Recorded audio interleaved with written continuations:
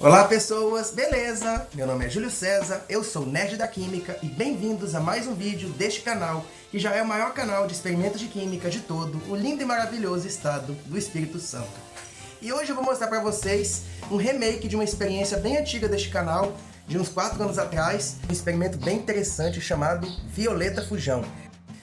Só para poder fazer um vídeo melhor, fazer um vídeo com uma explicação mais curta, porque aquela estava muito longa, e também com uma qualidade de gráfica assim melhor, porque aquela lá estava meio ruinzinha. Então, essa experiência envolve uma substância chamada violeta de genciana, que é um corante antisséptico que é facilmente encontrado em farmácias, que nós vamos reagir ele com algumas substâncias que vão fazer uma mudança na polaridade e na reatividade dele, de modo que ele passe a apresentar alguns comportamentos químicos diferentes, que vai dar alguns desdobramentos bem interessantes. Nós podemos fazer essa experiência que ela é sobre polaridade das ligações químicas das moléculas, também sobre híbridos de ressonância e como a estrutura eletrônica de uma substância pode interferir na sua cor. Então, espero que vocês gostem bastante dessa experiência. Não esqueçam-se de se inscrever neste canal, de deixar seu like, deixar curtida, compartilhar e também deixar uma ajudinha no Pix, se vocês gostarem desse conteúdo, para poder dar uma ajudinha ao melhoramento e ao desenvolvimento deste canal. Então, espero que vocês gostem dessa experiência e vamos lá! Aqui nós temos o corante violeta de genciana, também chamado de violeta cristal, e nós colocamos um pouco desse corante, algumas gotas, em um recipiente contendo água. Nós podemos ver que mesmo uma pequena quantidade dele já dá uma cor bem forte à solução. Então nós pegamos esse corante e colocamos ele no tubo de ensaio, e em seguida nós adicionamos um pouco de querosene ou algum outro solvente apolar nessa mistura.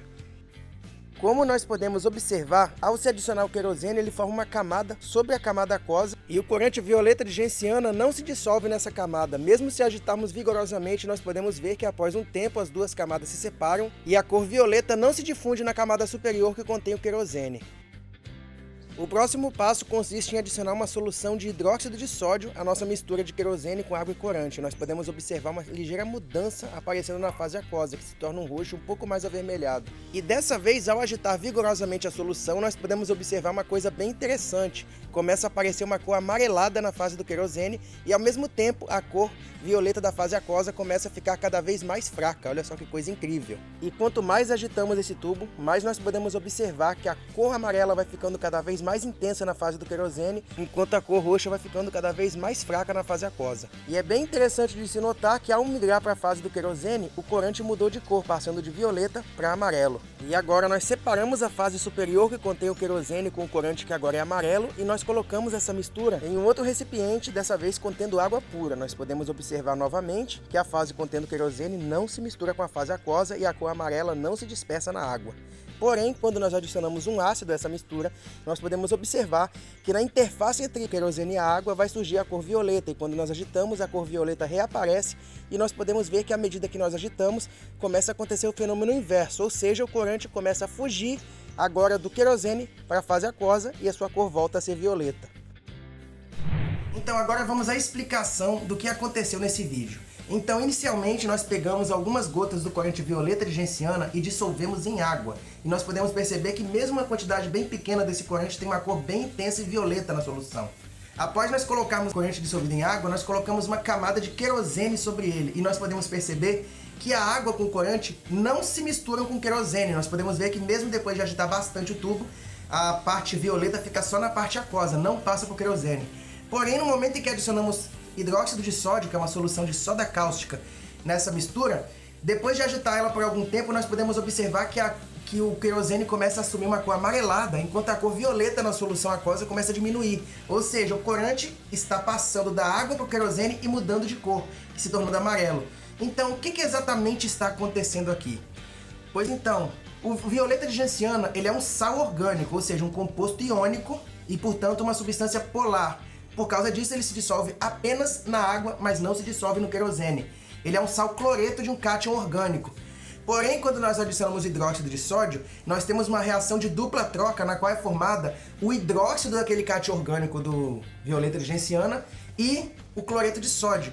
Esse hidróxido do cátion orgânico, ele existe em duas formas diferentes que existem em equilíbrio químico entre elas. Uma delas é um hidróxido iônico mesmo, semelhante à estrutura do sal cloreto, porém substituindo o cloreto por um íon hidróxido, e a outra forma é uma forma covalente, no qual o íon hidróxido se liga ao carbono central da estrutura entre os anéis do violeta de genciano. E esse composto covalente, ele é bem menos polar do que o composto iônico, que é o hidróxido, a forma iônica. E o que acontece? Sendo um composto covalente e bem menos polar, ele passa a ser menos solúvel em água e mais solúvel em solventes apolares. Então, esse violeta vai sair da água, porque ele se tornou menos solúvel ali, e vai migrar para a fase do querosene. Ou seja, aqui nós podemos perceber uma mudança na polaridade da molécula que causa uma alteração de sua interação química. Ou seja, ele tinha afinidade pela água por ser polar, no caso de ser iônico, e agora ele tem uma afinidade pelo querosene, então ele migrou de uma fase para outra. E outra coisa interessante que nós podemos observar aqui é o deslocamento no equilíbrio químico. O hidróxido do violeta existem duas formas que se interconvertem em equilíbrio químico. A forma iônica, que é solúvel em água, e a forma covalente, que é solúvel no querosene. No entanto, essa forma que é solúvel em querosene, quando passa para o querosene, ela não reverte o equilíbrio, ou seja, ela vai fugir da fase aquosa para a fase do querosene.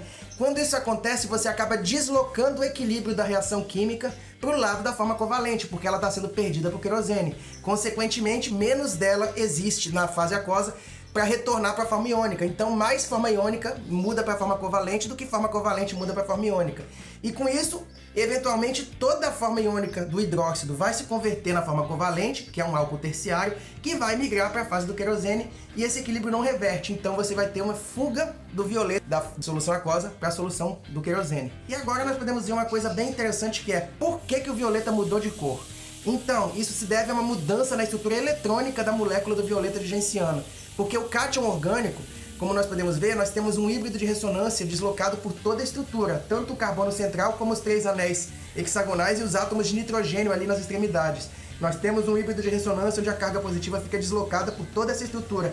E isso faz com que ele responda absorvendo a luz de vários comprimentos de onda e refletindo a luz violeta. No entanto, quando ocorre a formação da forma covalente, o íon hidróxido se liga ao carbono central entre os anéis e isso quebra a deslocalização de ressonância da carga positiva. Então, essa forma nova aí que tem um grupo OH ligado ao carbono central, ele quebra aquele híbrido de ressonância que tem entre o carbono central e os anéis e as cargas positivas deslocalizadas.